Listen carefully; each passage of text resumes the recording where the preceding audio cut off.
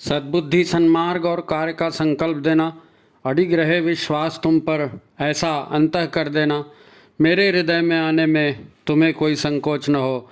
हे गुरुदेव, मुझे नज़रों से दूर कभी न होने देना। हे गुरुदेव, मुझे नज़रों से दूर कभी न होने देना। नमस्कार, गायत्री चिंतन धारा के इस सतत प्रवाह में आप सभी का स्वागत है। मित्रों, आपका, हमारा सभी का ये एक सामूहिक अनुभव है। हम सभी ऐसा अनुभव करते हैं। हम कोई भी काम करते हैं तो सारी जानकारी इकट्ठा करते हैं और उसके लिए जो जो ज़रूरी है वो साधन भी जुटाते हैं, लोगों से बातें भी करते हैं और अपनी तरफ से पूरी कोशिश करते हैं कि ये काम अच्छा हो जाए, ये काम अच्छा हो जाए। प्राय कुछ न कुछ फिर ऐसा हो जाता है कि जो हमने सोचा नहीं था और फिर हमारा काम पूरा नहीं हो पाता। सब तो ठीक था तो काम भी ठीक होना चाहिए। जीवन में अज्ञात कारणों से हर काम में कहीं न कहीं रुकावट आती है। कारण हमको पता नहीं चलता लेकिन आती है, सबके साथ आती है, सबको ऐसा होता है। तो ये भी अकारण नहीं होता, अपने मन से अकारण कुछ नहीं होता। पूरी तरह वैज्ञानिक संरचना है विश्व ब्रह्मांड जो है, और यहाँ बिना कारण के कुछ नहीं होता। फिर ये काम बिगड़ क्यों रहा है? कभी हमारे ही अंतःकरण की नकारात्मक ऊर्जाओं की वजह से ऐसा होता है, तो कभी अन्य किसी की ओर से हमारे लिए नकारात्मक ऊर्जाएं भेजी जाती हैं। हम पर नकारात्मक ऊर्जाओं का आरोपण होता है ना, जिसको अपन श्राप कहते हैं या बद्दुआ कहते हैं, वो भी होता है। उससे भी काम बिगड़ता है, होता है। जाने अनजाने हमसे बुरा हो जाता है तो जो बुरा हमसे काम होता है उसकी नकारात्मक ऊर्जाएं भी फिर हमारे ही सिर पड़ती हैं ना। कभी अपने परिवार में, कभी अपने समाज में कुछ सकारात्मक नकारात्मक माहौल बना होता है तो उसका प्रभाव हमारे ऊपर पड़ता है। हम ये सोचते हैं कि मैंने अभी ये तो अच्छा काम किया है और इस अच्छे काम का रिजल्ट मेरे को अच्छा मिलना चाहिए। अब सोचना ठीक है, पर उन कामों का क्या जो हम इसके पहले भी कर चुके हैं और जिसका परिणाम हमको नहीं मिला है। सारे कामों का परिणाम तुरंत कहाँ मिलता है? जिनके कर्म संस्कार या कर्म ऊर्जाएं लेकर हम माँ के गर्भ में प्रवेश किए थे, वो भी कर्म थे ना। कामनाएं, वासनाएं, संस्कार, जो भी आप बोलो, वो कर्म लेकर के उन कर्मों के परिणामों को भोगने के लिए तो शरीर मिला था। उन्हीं ऊर्जाओं के निपटारे के लिए शरीर था, तो वो ऊर्जाएं बिना निपटारे के कैसे समाप्त हो जाएंगी? है ना? लोग बड़ी आसानी से कह देते हैं मैंने किसी का क्या बिगाड़ा, हम तो किसी के लेने देने में नहीं रहते, हमने कुछ नहीं किया, हम तो ऐसे लोगों से बात भी नहीं करते, हम तो कर्म करके भूल जाते हैं, हम कर्म करके भूल जाते हैं, है ना। कभी किसी चिड़िया का घोंसला तोड़ दिया, किसी गिरगिट को, किसी छिपकली को, काकरोच को मार दिया, कुत्ते को डंडा मार दिया, पत्थर मार दिया, गाय को मार दिया। तो वहाँ से आपके लिए अच्छी ऊर्जा निकलेगी क्या? किसी कुत्ते को डंडा मारा, वो कौं कौं कर भगा, तो वो क्या आपको आशीर्वाद देते हुए जाएगा? नहीं।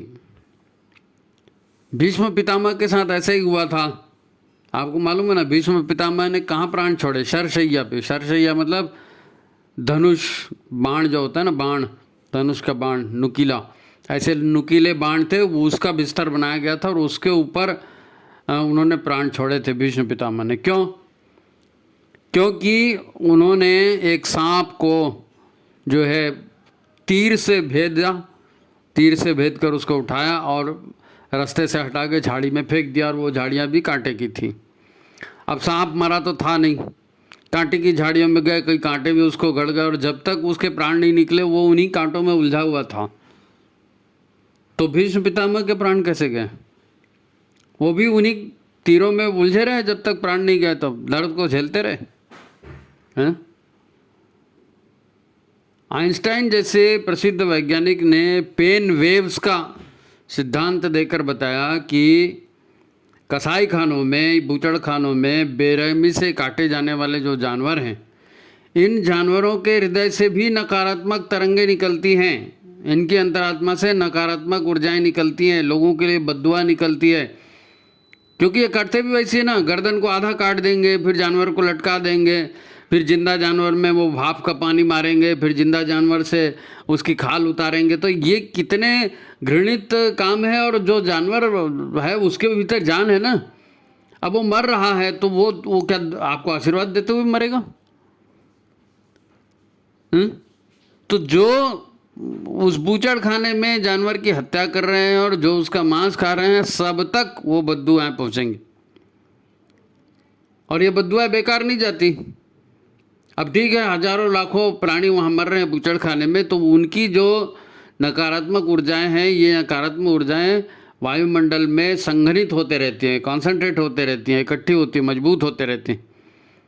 और आइंस्टाइन ने ये सिद्ध किया कि इन नकारात्मक जो है भाव ऊर्जा जो है, इनका प्रभाव ये होता है कि ये धरती जो है, जो हमेशा क्षमा देती है ना, क्षमा देने वाली ना धरती, उसका भी हृदय फटता है और भूकंप आते हैं, सुनामी आती है। जो आइंस्टाइन जो है पेन वेव्स जो बनी है ना, वो पेन वेव, उसका सिद्धांत यही है। दर्द है, दर्द खत्म नहीं होगा, दुआ खत्म नहीं जाएगी, नकारात्मक ऊर्जा है, भोगना तो पड़ेगा भाई। ऊर्जा का स्रोत तो आत्मा ही है ना। फिर वो आत्मा मेरी हो, तुम्हारी हो, सांप की हो, चूहे की हो, बकरे की हो, गाय की हो, भैंस की हो, किसी की भी हो, मार रहे हो तो वहाँ से कोई आशीर्वाद तो नहीं निकलेगा। हम तो अपने मन की इच्छा पूर्ति में ही इतने उतावले होते हैं कि हमारे व्यवहार से किसी को क्या कष्ट हो रहा है हमको इसका अंदाज नहीं होता। हम लोग ज़रा भी नहीं सोचते। अब आजकल लोगों ने हवा बना के रखी है, संडे हो या मंडे रोज़ खाओ अंडे। फिर कई लोग बोलते हैं अंडे शाकाहारी होते हैं, ये फलाना होता है, ठिकाना होता है। अब आप सोचिए, अंडा क्या है? मुर्गी का मासिक धर्म है। किसी भी महिला को मासिक धर्म होता है तो क्या खुश होती है? उसको दर्द होता है। मासिक धर्म में दर्द होता है, उस दर्द को सहन करना पड़ता है। और अगर महीने भर लगातार मासिक धर्म ही होते रहे तो महिला कैसे जिएगी?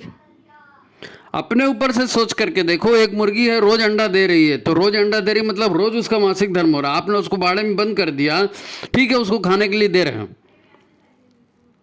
लेकिन रोज मासिक धर्म, और जब तक जिंदे हैं तब तक रोज मासिक धर्म, कितनी पीड़ा उसको होती होगी। और ऐसी पीड़ा से जो अंडा निकल रहा है, वो अंडा आप खा रहे हो तो उसमें क्या होगा? कल से अंडा खाना छोड़ दोगे आप? अनुभव तो करो। हम अनुभव नहीं करते कि हमारे से क्या पाप हो रहा है, क्या गलतियां हो रही, फिर हमारा काम बिगड़ता है तो हम कहते हैं कि ओ हमने तो ऐसा कुछ नहीं किया था, हमारे से क्या हो गया। बद्दुआएं लगती हैं, लोगों की बद्दुआएं, नकारात्मक ऊर्जाएं वहां से निकलती हैं, हमारे लिए भेजा जाता है। हम कहते हैं भैया हमारा क्या दोष, हमसे नहीं हो रहा है। हमारे कौन से कर्तव्य हमसे छूट रहे हैं, हमारा कभी ध्यान जाता है क्या? नहीं जाता है। मातृ ऋण, पितृ ऋण, गुरु ऋण, देश का ऋण, सबका ऋण हमारे ऊपर है। हम उधर कभी ध्यान देते हैं? नहीं ध्यान देते हैं। तो ये जो पीड़ा के कारण है, ये पीड़ा के कारण शाश्वत है। अनायास किसी का काम नहीं बिगड़ता, अनायास किसी को दर्द नहीं होता, अनायास किसी को दर्द नहीं होता। आपको मालूम है वो महाभारत की कथा, अब इसमें बहुत सारी कथाएं आएंगी। महाभारत की कथा, महाभारत में सबसे बड़ा एक कांड हुआ था जो देर लोगों का ध्यान नहीं जाता। भाई जो धृतराष्ट्र थे वो बड़े पुत्र थे, सत्ता उनको मिलनी चाहिए थी, लेकिन वो अंधे थे इसलिए उनको नहीं मिल के उनके छोटे भाई पांडु को मिली। ठीक है, दोनों भाइयों में बड़ा प्रेम था, लेकिन आपको मालूम है पांडु की कोई संतान नहीं हुई। क्यों नहीं हुई? बहुत से लोग हमारे रहते हैं ना, इनफर्टिलिटी के क्लिनिक में जाते हैं और ये करा रहे हैं, वो करा, नहीं हो रही है संतान उनको। तो संतान क्यों नहीं हो रही है? वो आईवीएफ का वो कराते ना, क्या बोलते हैं उसको, इलाज। तो एक बार कराया 1.5 लाख लग गया, दूसरे बार कराया 75,000 लग गया, तीसरी बार कराया 50,000 लग गया। आदमी कर करके बोर हो जाता है, संतान होती ही नहीं। कारण है उसका भी, आपने ऐसा कुछ किया होगा। पांडु ने भी ऐसा ही कुछ किया था। कहते हैं पांडु एक बार शिकार करने गए थे और जंगल में शिकार करने जाते थे राजे महाराजे, वो भी गए थे। तो वहाँ उनको एक हिरणों का झुंड बहुत अच्छा दिखा। तो हिरणों का झुंड दिखा, अब ये राजे लोग, इनकी टोली जब गई तो हिरणों का झुंड भाग गया वहाँ से। लेकिन दो हिरण जो है, एक हिरण एक हिरणी, वो काम भाव में थे, काम क्रीड़ा में थे, तो वो रुक गए वहाँ पे, वो रुक गए वहाँ पे। और वो रुक गए तो पांडु ने क्या किया, आओ देखा न ताओ, शिकार करना है करके हिरणी सुंदर लग रही थी, उसने तीर निकाला, हिरणी को मार दिया। और जैसी ही हिरणी को तीर लगा, वो हिरणी और वो हिरण मनुष्य के शरीर में वापस आ गए। वो हिरण नहीं थे, वास्तव में कंदिम ऋषि थे। वो कंदिम ऋषि और उनकी पत्नी थी, और वो हिरण के रूप में जो है काम क्रीड़ा के लिए वहाँ पर उपस्थित थे। अब कामातुर व्यक्ति है, उसकी पत्नी को आपने मार दिया, वो क्या श्राप देंगे? और जब वो मनुष्य शरीर में आए तो पांडु गए उनके पास और उनको कहा भी कि महाराज माफ़ करें मुझको, और मुझको मालूम नहीं था, और आप तो हिरण के वेश में थे, मैंने शिकार करने आया था, मैंने सोचा हिरण। उनने कहा सोचा वचा कुछ नहीं, तुमने जो किया है काम वो माफ़ के लायक नहीं है, श्राप के लायक है, तो तुमको तो श्राप मिलेगा। और संतान उत्पत्ति के लिए मैं कोशिश कर रहा था, अब तुम देखो, अब तुमको कभी संतान नहीं हो सकती। तो ये बद्दुआ निकली। ये ऋषि तपस्वी थे, उनके पास तप ऊर्जा थी, और सारी नकारात्मक ऊर्जा उन्होंने पांडु को भेज दी, और पांडु जिंदगी भर जो है संतान उत्पन्न नहीं कर पाए। अब पत्नी थी, शादी थी, पत्नी से प्रेम भी करते थे, लेकिन वो छोड़ के जंगल में रहने चले गए। कहीं धोखे से भी पत्नी से अगर संसार उनका हो जाता तो प्राण निकल जाते, क्योंकि श्राप था उसके पीछे में। ऊर्जाओं का खेल है, अनादिकाल से चलते आया है, आज भी चल रहा है, लेकिन अब लोग वैज्ञानिक वैज्ञानिक बोल करके ध्यान ही नहीं देते ना। लेकिन ये कर्मों के फल हैं, ऊर्जाओं का लेन देन है, ये कैसे खत्म हो जाएगा? ये सारे कारण हमारे जीवन की सफलता असफलता में बहुत महत्वपूर्ण भूमिका निभाते हैं। ठीक है, हो जाती है गलतियाँ, तो गलतियाँ हो जाती तो उनकी भरपाई भी होनी चाहिए, है ना। आपको महसूस होता है कि गलतियाँ हो रही हैं तो उसकी भरपाई होनी चाहिए ना। आज अपन इसी विषय पर चर्चा करेंगे कि जब हमसे गलतियाँ हो जाती हैं और उसके दुष्परिणाम मिलने तय हैं तो हम क्या कर सकते हैं, क्योंकि मनुष्य योनि ही एक कर्म योनि है, और इसी योनि में जो कुछ हो सकता है वो हो सकता है। तो बहुत महत्वपूर्ण विषय है। आप वीडियो को लाइक कर लीजिए, शेयर कर दीजिए, और जिन्होंने सब्सक्राइब नहीं किया वो सब्सक्राइब कर दीजिए, ताकि अपन फिर आगे चलें। ठीक है, तो बहुत सी बातें कही जाती हैं कि वर्तमान में जियो, जागरूक होकर के जियो, है ना, नए पाप कर्म हमारे से ना हो। और ना हम तो देख ही रहे हैं ना, दुनिया में हर किसी को कुछ न कुछ कष्ट है, कुछ न कुछ तकलीफ है। सब सुधारने में लगे हैं कि मेरा जीवन सुधर जाए। कितनों का सुधरता है और कहाँ तक सुधरता है? नानक ने कहा ना, दुखिया सब संसार। सारे संसार में लोग कर्मों के फल भोग रहे हैं, दुख भोग रहे हैं। कर्मों कामनाओं की पूर्ति के लिए ही तो शरीर धारण किया है। फिर कर्म फल भोगते भोगते और अहंकार में आते हैं, मैं देख लूँगा, मेरी ताकत देख लूँगा, तेरे को सबक सिखा दूंगा, और नए कर्म चालू हो जाते हैं। तो उनके भी ऊर्जाएं, कर्म संस्कार जुड़ जाते हैं हमारे साथ। तो होश पूर्वक जिए, हमारे से गलतियां ना हो, और गलतियां हो जाएं तो उनका पश्चाताप करना, प्रायश्चित करना, ये जरूरी है, ताकि दुखों की श्रृंखला से छुटकारा मिले। दुखों की श्रृंखला से हमको छुटकारा तभी मिलेगा जागरूक होकर के, और अपनी गलतियों को सुधारेंगे। समय रहते गलतियों को सुधारा जाना चाहिए, क्योंकि मनुष्य जन्म है ना, मनुष्य जन्म मिला है तो इसी में कर्म हो सकते हैं। अन्य योनि तो भोग योनि, वहाँ तो आपको भोग ही भोग करना है, मनुष्य जन्म में ही सुधार हो सकता है। वैसे आत्म सुधार की जो है ना बुद्धि, प्रेरणा, ये मिलना भी सौभाग्य है। लोगों को तो समझ में ही नहीं आता कि हमारे से गलती हो गई, समझ में ही नहीं आता, कर्म करते जाते हैं। जब पिछले कोई सत्कर्म जागते हैं और सत्कर्म जागते हैं, कुछ याद आता है या सत्कर्म जागते हैं, सद्गुरु से भेंट होती है, तो उसके बाद सद्गुरु ज्ञान देते हैं, तो ये इसका लाभ उठाना चाहिए और गलतियों के लिए प्रायश्चित करना चाहिए कि प्रायश्चित बहुत ज़रूरी है। हमारे यहाँ बाकायदा विधान है, श्रावणी पर्व होता है ना, श्रावणी पर्व मतलब श्रावण के महीने में पूर्णिमा आती है ना, राखी वाखी बांधते हैं जिस दिन, तो उस दिन बाकायदा ऋषियों ने वो दिन ही रखा है वर्ष भर का कि वर्ष भर में जो भी हमारे से गलतियां हो गई हैं, पाप हो गई हैं, हमने किसी को कष्ट दिया है, उनसे क्षमा प्रार्थना करते हैं। उसमें बाकायदा कर्मकांड है, दश स्नान, ये वो आप गायत्री महाविज्ञान में देख लीजिए, श्रावणी पर्व, उसमें सारा दिया है कि किस प्रकार पाप का प्रायश्चित होता है।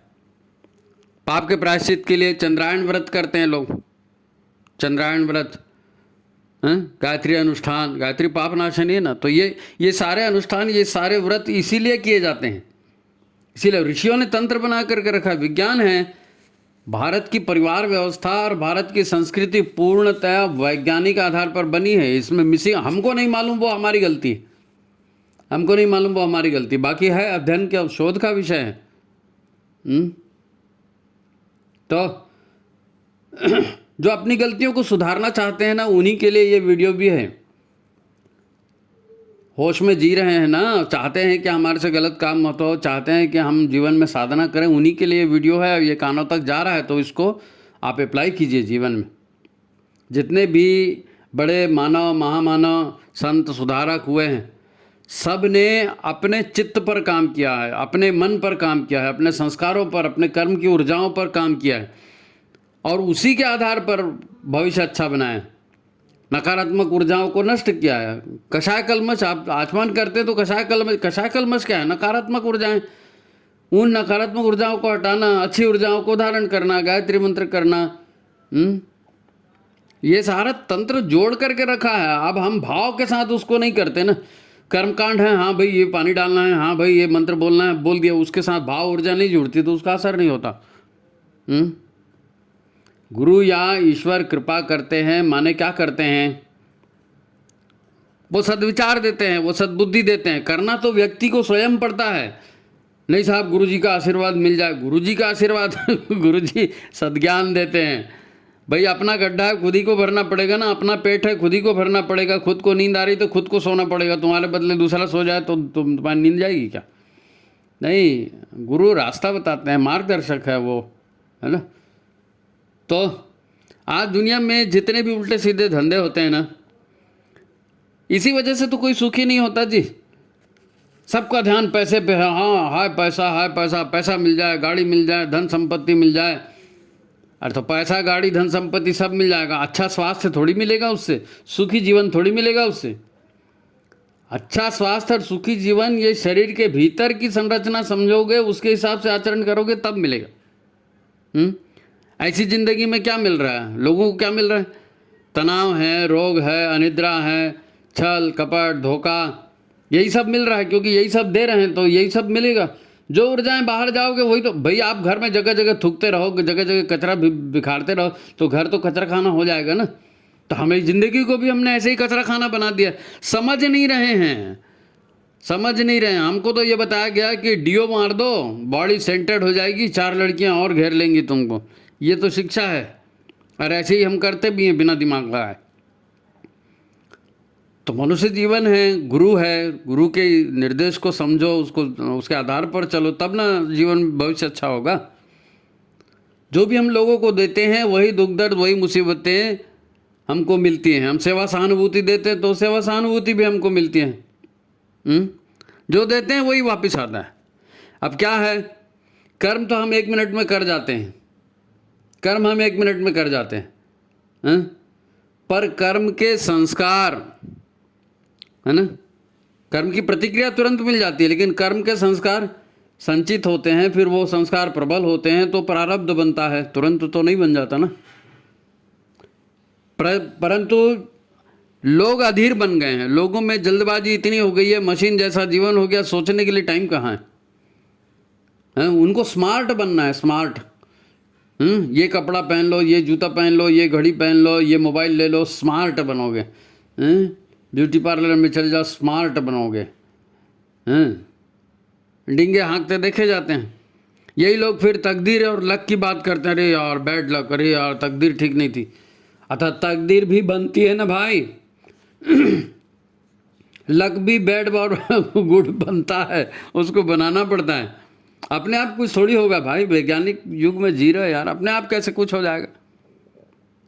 तो फिर गलत किया तो भुगतो। चमक दमक कितने दिन टिकेगी, चमक दमक कितने दिन टिके। चमक दमक के चक्कर में उल्टे सीधे काम करते हैं, फिर वो ऊर्जाएं संकलित हो जाती हैं, फिर उससे परिणाम निकलते हैं, शरीर बीमार होता है, परेशानियां आती हैं, तनाव आता है, काम बिगड़ते हैं, लोगों की बद्दुआएं लेते हैं। तो यही सब तो होगा, यही सब होगा। अरे लोग मरने के बाद भी भूत प्रेत बनकर वसूल करने आ जाते हैं, केवल बद्दुआ नहीं देते।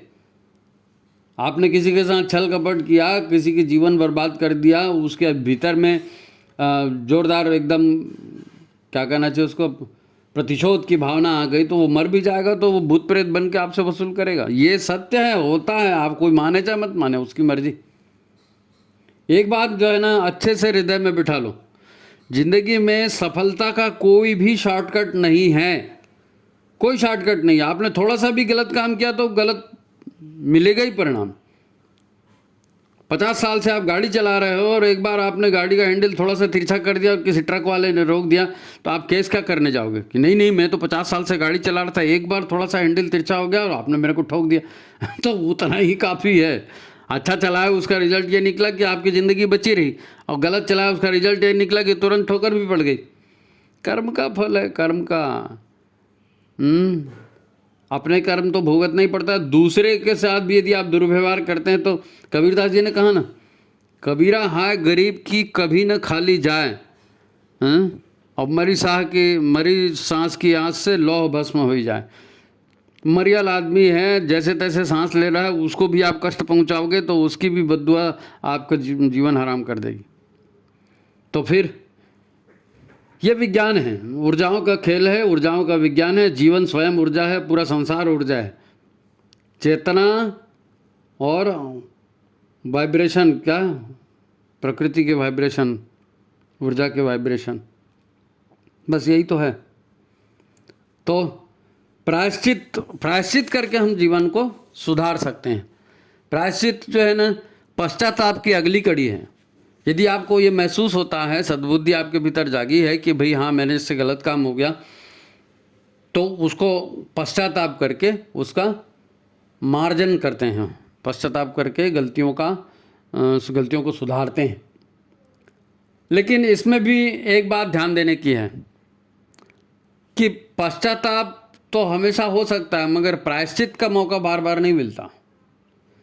पश्चाताप तो आप जिंदगी भर करते रहोगे, लेकिन प्रायश्चित का मौका नहीं मिलता, प्रायश्चित का मौका नहीं मिलता। आप सोच के देखो, बहुत सारी घटनाएं हैं जो दोबारा घट नहीं सकती जीवन में, है नहीं? लोग सिर पटकते रहते हैं, क्या सोच के मैंने तेरे से शादी कर लिया और ज़िंदगी भर झेल रहा हूँ तेरे को, ये होता है ना। तो पश्चाताप उसमें क्या करोगे, पति पत्नी क्या मार डालोगे? नहीं होता है। तो पश्चाताप हर जगह नहीं होता, इसलिए वो समाज में रह करके सही सही काम करो भाई। लोग अपने में ही इतने मस्त होते हैं कि उनको अपराध बोध तब जाकर होता है जब दंड सामने नजर आता है। इसीलिए सच्चिंतन, सद्व्यवहार, इसका महत्व है, गायत्री का महत्व है। आप खाली भी बैठे हैं ना तो इधर उधर सिनेमा के गाने क्यों गाते हो, किसी से गप मारने क्यों चला जाता? आप खाली बैठे हो तो मौन मानसिक जाप करो, गायत्री का मौन मानसिक जाप करो। कोई माला लेने की जरूरत नहीं, कुछ नहीं, अंदर ही अंदर चलने दो गायत्री मंत्र, क्या दिक्कत? इधर उधर लोगों से पचर पचर बातें करोगे, उससे तो अच्छा है ना। तो जो कुछ भी आपके भीतर नकारात्मकता जाने वाली है, कम से कम वो तो बच जाएगी। पापों का क्षय नहीं भी हुआ तो भी नकारात्मकता की एंट्री बंद हो गई, तो वो भी बहुत है, वो भी बहुत है।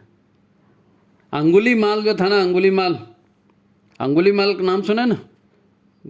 एक राक्षस था, सबकी हत्याएं करता था, उनकी उंगलियां काट करके उनकी माला पहनता था, 100 लोगों को मारूंगा करके उसने संकल्प लिया। वो जन्म से वो ब्राह्मण था, कर्मकांडी ब्राह्मण के घर में उसका जन्म हुआ था, और ऐसा राक्षस बन गया कि लोग उससे डरने लगे। उसके साथ वो जिधर जाता था लोग वहाँ से दूर भागते थे। और उसने उसने भी काम यही बना लिया था कि मैं पावरफुल हूँ और मैं लोग मेरी मर्जी होगी वो करूँगा। तब वो जंगल में रहता था और वहाँ से आने जाने वाले लोगों की हत्या कर देता था और उनकी उंगलियाँ काट करके अपना माला पहनता था। तो क्यों गौतम बुद्ध उधर से जा रहे थे, किसी ने कह दिया महाराज इधर से मत जाओ, इधर तो वो अंगुली माल रहता है, वो आपको मार देगा, वो सबको मार देता है, कुछ नहीं करता। तो गौतम बुद्ध जो थे वो गौतम बुद्ध थे, उन्होंने कहा अच्छा ठीक है, हम उसको अच्छी चीज़ सिखाएंगे। वो गए उधर, दूर से ही अंगुलीमाल ने उनको बोला इधर मत आओ। ये कहानी आप जानते होंगे, 50 बार सुनी होगी। तो जब गौतम बुद्ध का अंगुलीमाल से आमना सामना होता है, अंगुलीमाल को बड़ा आश्चर्य होता है कि आदमी मेरे से डरता क्यों नहीं, सब तो डर के मारे कांपते हैं, ये डर ही नहीं रहे। तो उसने कहा मेरे को देख के तुमको डर नहीं लगता? बोले क्यों डर लगेगा? तो बोले मैं तुमको मार दूंगा, हत्या कर दूंगा, 99 लोगों को मार चुका हूँ, तुम 100वें हो, अभी तुम बहुत अच्छा हुआ, आज मेरा शतक पूरा हो जाएगा। तो गौतम बुद्ध ने कोई प्रतिक्रिया नहीं दी। उन्होंने कहा अच्छा आज 100 पूरा हो जाएगा तो ठीक है, उसके पहले मेरा एक काम करो। बोले क्या है? तो अंगुलीमाल को बड़ा आश्चर्य हो रहा था कि आदमी डर क्यों नहीं रहा मेरे से। जब गौतम बुद्ध ने उसको कहा कि तुम मेरा एक काम करो, जाओ ये जो पेड़ है उसके कुछ पत्ते तोड़ के लाओ मेरे लिए। तो अंगुलीमाल गया, उसमें कौन सी बड़ी बात है, गया भड़ भड़ भड़ पत्ते कुछ तोड़ा और लेके आ गया गौतम बुद्ध के पास। तो बुद्ध ने उनको कहा कि अच्छा ठीक है, अच्छा किए ले आए, अब मेरा एक काम और करो कि जहाँ से पत्ते तोड़ के लाए थे इनको फिर वापस वहीं लगा लो। पागल हो गए क्या? पत्ते मैं तोड़ के लाऊं, ये वहाँ पर वापस कैसे लगेंगे? तो बोले तुमने ये 99 लोगों को मारा, आज 100वें मेरे को भी मारोगे तो तुम इसको मार करके क्या जिंदा कर सकते हो दोबारा? जिस काम को तुम बिगाड़ रहे हो उस काम को तुम बना सकते हो क्या? जिस जीवन को छीन रहे हो वो जीवन उनको लौटा सकते हो क्या? अगर लौटा नहीं सकते तो क्या तुम्हारी ताकत है फिर? अब ये जो संवाद हुआ गौतम बुद्ध का और उसका, उससे ये तकदीर से हुआ। तकदीर से गुरु मिलते हैं, तकदीर से आपके मन में प्रायश्चित भाव उतर दो, उसके मन में प्रायश्चित आए और उसको लगा कि हे भगवान ये तो वाकई गलती हो गई मेरे से, तो चरणों में गिर पड़ा और बोला महाराज इसका प्रायश्चित। उन्होंने कहा इसका प्रायश्चित है ना, क्यों नहीं है, इसका प्रायश्चित है। जिन जिन जो गांव आसपास में, हर गांव में जाओ और उनको बताओ कि हमारे गौतम बुद्ध जो है हमारे गुरु हैं और उन्होंने ऐसा ऐसा कहा है, जीवन में करुणा प्रेम दया, अब वो उसका उपदेश देने के लिए बोल दिया। अब जहाँ पर भी अंगुलीमाल जाता और करुणा और दया प्रेम का उपदेश देता तो लोग कहते कि ये हत्यारा आज ये करुणा दया का उपदेश दे रहा है, मारो साले। उसको खूब मारे भाई, खूब मारे, खूब उसको गालियाँ दे, लहूलुहान हो गया। और वो अंगुलीमाल भी जो है हंसते हंसते उसको झेल रहा था, क्योंकि उसको मालूम है प्रायश्चित तो ऐसा ही होगा, लोगों को तकलीफें दी हैं तो लोग भी हमको तकलीफ देंगे। तो हंसते हंसते झेला और बुद्ध के पास गया शाम को लौट के, अब बताया ऐसा ऐसा हुआ। तो उन्होंने कहा ठीक है, जिन जिन गांव में आतंक किया वहाँ सब चले जाओ, लोगों का गुस्सा निकल जाने दो, लोगों की नकारात्मकता खत्म हो जाएगी, नकारात्मक भाव तुम्हारे भीतर खत्म हो जाएंगे और तुम कष्ट झेलोगे, इस हिसाब से झेलोगे कि मैंने लोगों को कष्ट दिए तो ये कष्ट मेरे दूर होने चाहिए। तो आप खुद कष्ट उठा लो, इसके पहले कि तकदीर तुमको कष्ट दे, तुम खुद कष्ट उठा लो। और उसने ऐसा किया और अंगुलीमाल जो है वो फिर शुद्ध पवित्र आत्मा बना। हम अपने जीवन में भी तो यही करते हैं। साधना मतलब क्या है? कोई आपको कहता है आस्वाद व्रत करो, कोई कहता है चंद्रायण व्रत करो, भूखा रहो, फलाना रहो। ये क्यों करते हैं भैया? आपने जाने अनजाने अपराध किए हैं, पाप किए हैं, तो उस कहीं ना कहीं उसके नकारात्मक ऊर्जाएं आपके पीछे में लगी हुई है, वो तो आपको भोगनी ही पड़ेंगे, वो भोगनी पड़ेंगे। तो बेटर यह है कि दुख सहन कर लो, खुद ही दुखों को सहन कर लो, प्रायश्चित भाव अंदर रखो, विश्व कल्याण की भाव अपने अंदर रखो, है ना। प्रायश्चित कैसे होता है? प्रायश्चित कैसे होता है? कई लोग कहते हैं कि हमारे से गलतियां हो गई जीवन में, हमको प्रायश्चित करना है। तो कैसे प्रायश्चित करेंगे? प्रायश्चित करने के लिए लोगों के हित की कामना करनी है, विश्व कल्याण की कामना करनी है, विश्व कल्याण के गीत गाना है, भगवान से प्रार्थना करनी कि हे भगवान सबका कल्याण करना। गायत्री मंत्र इसीलिए तो इतना फेमस हुआ, लोकप्रिय हुआ, ये हुआ कि वो सद्बुद्धि की कामना करता है सभी के लिए। हम खुद कहते हैं ना, सर्वे भवन्तु सुखिनः, सर्वे सन्तु निरामया, सर्वे भद्राणि पश्यन्तु, माँ कश्चित् दुख भाग भवेत्। किसी को दुख मत हो, मतलब मेरे को भी मत हो, किसी को मत हो, मेरे को भी मत हो, हैं?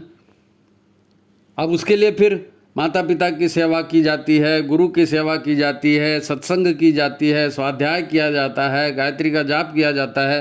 अब पहले ही आपको बताया चंद्रायण और गायत्री अनुष्ठान जितने सब पाप नाशक हैं, ये तो करना चाहिए। माता पिता की सेवा, ऋषि की सेवा, मातृ ऋण, पितृ ऋण, देव ऋण, ये सारे ऋण चुकाने हैं। घर में पवित्र वातावरण बनाना है। पवित्र वातावरण बनेगा तो पवित्र विचार आएंगे तो अच्छा काम होगा, तो बुराई से बचोगे। अच्छा काम होगा, अच्छे विचार आएंगे तो बुराई से बचोगे ना जी। शांत का वातावरण बनना है। लोग यही है जो हम लोगों को लोगों से प्राप्त करना चाहते हैं। सहयोग प्राप्त करना, आपको लोगों को सहयोग करना पड़ेगा। आपको सेवा चाहिए, आपको लोगों की सेवा करनी पड़ेगी। जो दंपत्ति अपने माता पिता की बुढ़ापे में सेवा नहीं करते, वो देखता है बच्चा कि ये तो सेवा नहीं करते, तो वो भी बुढ़ापा, तो वो जाके उनको वृद्धाश्रम में भर्ती कर देता है। यही तो हो रहा है, हो भी रहा है ना, सब ऐसे ही करते हैं। आज जितनी भी तकलीफें लोगों को है, शरीर ठीक नहीं है, मन ठीक नहीं है, आप ना रामचरितमानस में मानसिक रोगों के बारे में दिया है। तुलसीदास जी ने लिखा है बाकायदा रामचरितमानस में कि आप ऐसा ऐसा करेंगे तो ये बीमारी होगी, ऐसा ऐसा करेंगे तो ये बीमारी होगी। आज मुझको सफ़ेद दाग है, मुझको सफ़ेद दाग है, तो मेरे सफ़ेद दाग, मैंने बहुत इलाज कराया, नहीं हुआ ठीक। लेकिन फिर क्या हुआ, फिर गुरुदेव ने बताया, माता जी ने बताया, बेटा तुमने लोगों से घृणा की है, लोगों का तिरस्कार किया है, तो तुमने जिससे घृणा की है, जिससे तिरस्कार किया है, तो उसकी बद्दुआएं तुमको लगी ना, वो घृणा लगी, तो अब तुमको भी झेलना है, तो हम भी झेल रहे हैं, खुशी खुशी झेल रहे हैं। ये ऊर्जाओं का खेल है। और सोच समझ करके कर डालो ना, सोच समझ करके कर डालो। प्रारब्ध ऐसा ही अच्छा होता है, भविष्य ऐसे ही अच्छा बनता है। नकारात्मकताएं हटेंगी, सकारात्मकताएं जुड़ेंगी। तो गायत्री जाप का ये गुरुदेव ने जितनी भी शैली बताई ना, आप हमारा युग निर्माण सत्संकल्प पढ़ लीजिए, आप षटकर्म पढ़ लीजिए, आप संस्कार के कोई भी किसी भी संस्कार को आप उठा के देख लीजिए, सब में प्रायश्चित की बात है, सब में तर्पण की बात है, सब में लोकहित की बात है, सेवा की बात है। भाई यज्ञ वही श्रेष्ठतम कर्म, यज्ञ करना है, क्योंकि यज्ञ से क्या होता है, पाप नाश होना तो होता है, और यज्ञ से आपको पुण्य मिलता है। पुण्य मिलता है मतलब आपके पाप खत्म होते हैं, आपका जीवन अच्छा बनता है। विज्ञान है विज्ञान। गुरुदेव ने आध्यात्म विज्ञान के सूत्र सारे इसमें दिए हैं, आध्यात्म विज्ञान के सूत्र। तो बात को गंभीरता से लीजिए। अगर आपके मन में ये लग रहा है ये मेरे से गलती हो गई ना, तो तुरंत माफ़ी मांगिए। जैनियों में होता है ना क्षमा पर्व, वो भी हिंदू ही है, जैन है तो क्या हुआ, हम भी तो करते हैं श्रावणी पर्व। तो इसका बड़ा महत्व है, इसका बड़ा महत्व है। क्षमा कौन करता है? जो साहसी होता है। कायर आदमी क्या क्षमा करेगा? कायर आदमी तो कुछ कर ही नहीं सकता। हम जब लोगों को क्षमा करते हैं तो हमारे अंदर में श्रेष्ठता का भाव पैदा होता है, और जिसको हम क्षमा करते हैं वो आपको फिर दुआ देता है, आशीर्वाद देता है कि चलो इन्होंने मेरे को माफ़ कर दिया, बहुत सज्जन आदमी है, भगवान इनका भला करे, तो भगवान आपको भला करेगा। तो ये कर्मफल का भी इसी में शामिल है, और प्रायश्चित विधान भी इसी में शामिल है। ये हमारे जीवन पद्धति का, देव संस्कृति का जो है ना आधारभूत तत्व है। अपने जीवन में इसको उतारिए, सुखी होइए, अच्छा परिवार बनेगा, अच्छे लोग मिलेंगे, जीवन अच्छा बनेगा। तो ध्यान से इसको सुनिए, 2-4 बार सुनिए लगे तो, है ना। उज्जवल भविष्य के लिए ये सब बहुत ज़रूरी होता है। आज इतना ही कहना था, इस पर चिंतन मनन करिए। और फिर से एक बार कह देते हैं, वीडियो को लाइक करिए, शेयर करिए, जिन्होंने और सब्सक्राइब नहीं किया वो सब्सक्राइब भी कर लीजिए, ठीक है। तो आज की बात यही समाप्त। सभी को प्रणाम, नमस्कार।